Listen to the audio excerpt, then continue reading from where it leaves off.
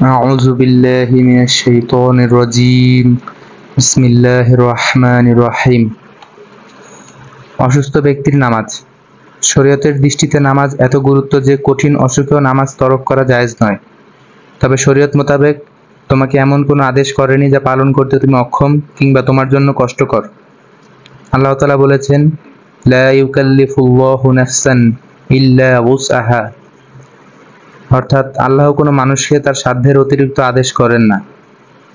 এজন্য শরীয়ত অসুস্থ ব্যক্তির নামাজ আদায়কে সহজ করে দিয়েছে। সুতরাং যদি কেউ অসুস্থতার কারণে দাঁড়াতে না পারে কিংবা দাঁড়ালে অসুস্থ হয়ে পড়ার বা অসুস্থতা বেড়ে যাওয়ার বা আরোগ্য বিলম্বিত হওয়ার আশঙ্কা থাকে কিংবা দাঁড়াতে খুব কষ্ট হয়, মাথা ঘোরায়, এসব অবস্থায় সে বসে রুকু সিজদা করে নামাজ আদায় করতে পারে। বসার ক্ষেত্রেও যেভাবে বসলে আরাম হয় সেভাবেই বসতে পারে। যদি বসতে পারে কিন্তু রুকু সিজদা করতে না পারে তাহলে বসে মাথার ইশারায় রুকু সিজদা আদায় করবে, আর সিজদায় রুকুর চেয়ে মাথা বেশি নিচু করবে যেন রুকু ও সিজদা আলাদা বোঝা যায়, অন্যথায় নামাজ সহিহ হবে না। যদি বসতেও না পারে তাহলে পা কিবলার দিকে দিয়ে চিৎ করে শুয়ে মাথা ইশারায় রুকু সিজদা করবে। পা দুটো হাঁটু ভেঙে খাড়া করে রাখা উত্তম। বিনা ওজরে কিবলার দিকে পা ছড়িয়ে দেওয়া মাকরুহ। আর নিচে বালিশের মাথা দিয়ে মাথাটা একটু উঁচু করে রাখবে যাতে রুকু সিজদা ইশারায় করা সহজ হয় এবং চেহারা কিবলামুখী হয়। যদি চিৎ হওয়া সম্ভব না হয় এবং কাত হওয়া সম্ভব হয় তাহলে উত্তর দক্ষিণে ডান কাত চেহারা কিবলামুখী করে নামাজ আদায় করবে, তবুও নামাজ মাফ হবে না। শরীয়তে নামাজ এতটাই গুরুত্বপূর্ণ। অসুস্থতার নামাজের দলিল এই যে হযরত ইমরান বিন হাসিন যখন অসুস্থ হলেন তখন নবী সাল্লাল্লাহু আলাইহি ওয়াসাল্লাম তাকে বললেন, যদি মাথা নেড়ে ইশারা করাও সম্ভব না হয় তাহলে চোখ বা মনের ইশারায় নামাজ আদায় হবে না, বরং তার একদিন ও এক রাতের নামাজ স্থগিত থাকবে।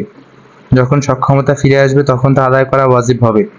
পক্ষান্তরে যদি এই অবস্থা 5 ওয়াক্তের বেশি কাজা হয় তাহলে তা আদায় করতে হবে না, কেননা তা বান্দার জন্য কষ্টকর। যদি মাথা নেড়ে ইশারা করাও সম্ভব না হয় তাহলে চোখের বা মনের ইশারায় নামাজ আদায় করা হবে না, বরং তার একদিন ও এক রাতের নামাজ স্থগিত থাকবে। যখন সক্ষমতা ফিরে আসবে তখন তা আদায় করা ওয়াজিব হবে। পক্ষান্তরে যদি এই অবস্থায় 5 ওয়াক্তের বেশি নামাজ কাজা হয় তাহলে তা আদায় করতে হবে না, কেননা তা বান্দার জন্য কষ্টকর। যদি কেউ বিকৃত মস্তিষ্ক বা বেহুশ হয়ে পড়ে এবং কাজা নামাজ 5 ওয়াক্ত বা তার কম হয় তাহলে সুস্থ হওয়ার পর তা কাজা করতে হবে। 5 ওয়াক্তের বেশি হলে কাজা করতে হবে না। কয়েকটি মাসআলা। 1. যদি কোনো কিছুর সাথে হেলান দিয়ে বা কোনো মানুষের সাহায্য নিয়ে দাঁড়ানো সম্ভব হয় আর সে সাহায্য করতে রাজি হয় তাহলে দাঁড়িয়ে নামাজ আদায় করতে হবে। 2. যদি জামাতের জন্য হেঁটে মসজিদে গিয়ে দাঁড়ানো সম্ভব না হয় তাহলে ঘরেই দাঁড়িয়ে নামাজ পড়বে। 3.